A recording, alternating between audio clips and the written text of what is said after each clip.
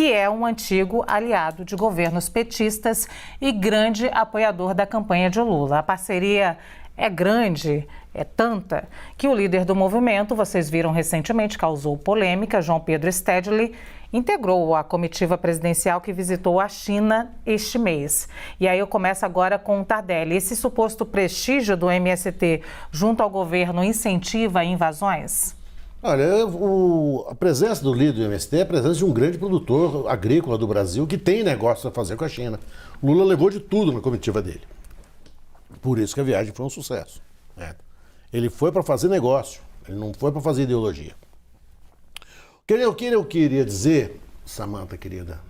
Samantha. Luciana. Estou com a Samantha, que é uma outra pessoa que eu tinha que atender e não atendi hoje, né? Dei um bolo nela, tadinha. Samantha, me perdoe. Né? Fui horrível com ela. A gente tem que pensar o seguinte, há um índice internacional de desigualdade econômica, que é o índice Gini. O Poet sabe muito melhor disso do que eu. Esse índice vai de 0 a 1. 1 para aqueles países onde as pessoas têm a vida exatamente, todos ganhando a mesma coisa, é o paraíso que todos sonham. 0 é o inferno da desigualdade. O Brasil está em 0,4. Nós ocupamos no ranking mundial, para se ter uma ideia das desigualdades econômicas, o 87º lugar. Nós estamos atrás de países da América Latina. A gente critica a situação da Argentina, mas nós precisamos melhorar muito para chegar na Argentina. Nós estamos muito atrás da Argentina. Nós estamos atrás da Jamaica. A nossa desigualdade social nasce no campo, onde esse índice vai para quase 0,2. No campo você tem duas realidades, a do camponês, a do proprietário, claro que é os pequenos proprietários, mas nós estamos falando daqueles que detêm 50% do território. É desses que a gente tem que falar. O pequeno proprietário, aquele que está lá no interior, lutando contra... Esse precisa ser apoiado. Nós temos que pensar no latifúndio, que não pode ser produtivo. O Brasil é um país faminto. O Brasil tem 60% da população em estado de insegurança alimentar. Luciano, isso não existe num país desse tamanho, desse porte agrícola. E por que essa comida não chega? Porque ela não é distribuída.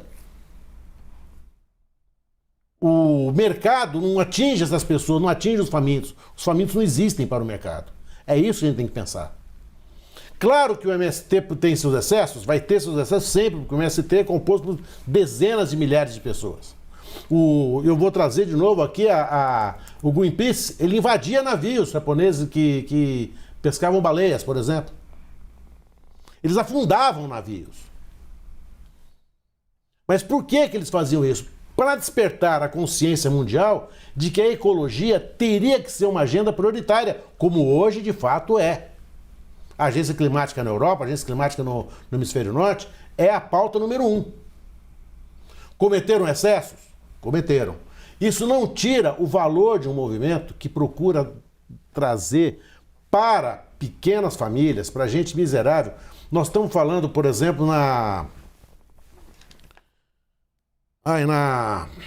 em Timbiras. Lá nós temos 400 mil camponeses. 400 mil pessoas. É uma cidade gigante esperando que aquilo lá possa acontecer alguma coisa. A fome, a urgência da fome, meu querido Poet, nos traz e nos leva a esse tipo de solução. Claro que o MST não precisaria existir se houvesse uma realidade fundiária no Brasil que não fosse de tamanho privilégio. Mas na concentração de renda, que é de terra e de renda que a gente vive, essas pessoas não tiveram outra forma senão se organizar e partir para a luta. Ô Tardelli, eu preciso sempre, como eu fiz com o Poit e ainda agora falando do Zé Rainha, dizer que esse número da insegurança alimentar, ele varia muito, né, dependendo de quem mede esse número da insegurança. Tem o número da FAO, tem o número da Rede Pensando, tem o número de órgãos brasileiros, e insegurança alimentar também é algo muito amplo, né? Diz respeito a alguém que não tem, às vezes, todas as refeições do dia ou não tem todas as calorias necessárias por dia. Então, é um número que varia muito, só para a gente colocar aqui na mesma página para o nosso telespectador não reclamar. Agora, Poit, prestígio, esse suposto prestígio do MST junto ao governo incentiva ocupações? Luciana, legitima. Porque as pessoas falam, pô, mas o STED ele está no avião indo com o Lula para a China. Qual que é o sinal que isso passa para a população? As intenções, foi negociar, foi vender, foi fazer comércio, podem até ser boas, apesar de que eu pessoalmente acho que não são. Mas o que fica é a mensagem, o que fica é a sinalização de um líder, de um político importante, né? O presidente do país, levando uma liderança forte, esse sim, liderança ainda do MST, na sua comitiva para a China. Falou, olha, ele está invadindo propriedade, está inclusive fazendo o nosso governo de refém, querendo negociar cargo no INCRA, cargo na Embrapa. Aliás, não invade só propriedade privada, não. Invade propriedade pública. E ninguém vai preso. Ninguém é acusado de terrorismo. O que é isso? A Embrapa. Faço referência à Embrapa, a unidade Canchinha aqui em São Carlos, que eu visitei, que é uma das mais modernas na integração lavoura, pecuária e floresta. Um exemplo, uma máquina. Invade até equipamento público. E aí leva o líder dos invasores, que é o líder, no avião, prejudica demais. Tardelli, eu entendo e concordo na desigualdade, concordo na necessidade aqui no país, só que não justifica. Olha, eles cometem excesso, mas são excessos gravíssimos. É como se o senhor defendesse, olha, como não tem segurança, que todo mundo se arme, porque é justificado, É perfeitamente normal alguém armado se defender e matar um bandido na rua e não seja a polícia. Não vale. Entendeu? Então, no caso do MST, não justifica, gente. Sobre o Zé Rainha que eu comentei, Lu, o Zé Rainha, gente, foi um líder do MST. Hoje ele é líder na cadeia, né? Porque está preso aqui em São Paulo. Ele é líder da FNL, Frente Nacional de Luta. O Zé Rainha, enquanto líder do MST, sempre esteve próximo do PT, sempre apoiou o PT, sempre esteve do lado, já deu declarações, inclusive enquanto FNL, que está apoiando este governo, e já foi preso e condenado. É tanta coisa que eu tive que anotar aqui. 30 anos, extorsão, formação de quadrilha, estelionato, furto e até duplo homicídio. Esse cara aí, e foi preso outro dia no interior de São Paulo, lá na região de Prudente, porque não é só Abril Vermelho, é Carnaval Vermelho também, porque estava extorquindo proprietários rurais, pequenos e grandes. Foi lá a equipe comandada pelo Derrite, que é o nosso secretário de Segurança de São Paulo, cadeia nele e num comparsa dele. Não é esse cara que representa a população do agro e que quer um pedaço de terra e que está passando fome. Aliás, Tardelli, esse cara não está nem aí para a população, está aí para ele, porque ele negociava e botava dinheiro no bolso dele. Olha o tanto de ficha corrida que um cara desse tem. Então eu entendo a demanda, mas partindo também só para não criticar somente, Lu, a solução passa por uma reforma agrária séria. Reforma agrária essa que o PT não fez. E eu te pergunto, gente, por que não fez? Estava com medo de dar liberdade para a população? Quer ficar mantendo a população debaixo da sua asa? Bolsonaro em 4 anos, e não estou defendendo o Bolsonaro, gente, estou dando dados.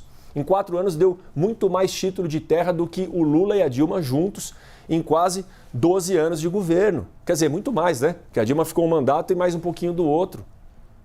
Que reforma agrária é essa que eles vão fazer? Então, reforma agrária, conectividade no campo. Tenho que fazer alusão, já que você falou das escolas, Tardelli, a um projeto que eu fui relator no Congresso Nacional como deputado, o FUST, já foi sancionado, inclusive. Pegar dinheiro de um fundo que está parado, das telefônicas que contribuem, para poder levar conectividade, internet, em escolas rurais e urbanas também de cidades com IDH baixo. Você citou o índice de Gini, trago do desenvolvimento humano também. Levando conectividade no campo para levar escola, sabe? Para levar modernização do nosso agro e uma reforma agrária séria, a gente começa a resolver um problema que realmente é muito grave no país. Muito bem, Tardelli. Bom, o governo Bolsonaro ele foi especialista em fazer pose com o chapéu alheio, para usar uma expressão mais ao gosto do trabalhador rural, né?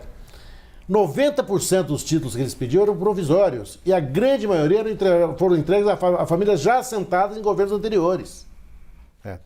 Na verdade, o que ele faz, e ele é muito bom em fazer isso, ele é espetacular em fazer esse tipo de coisa.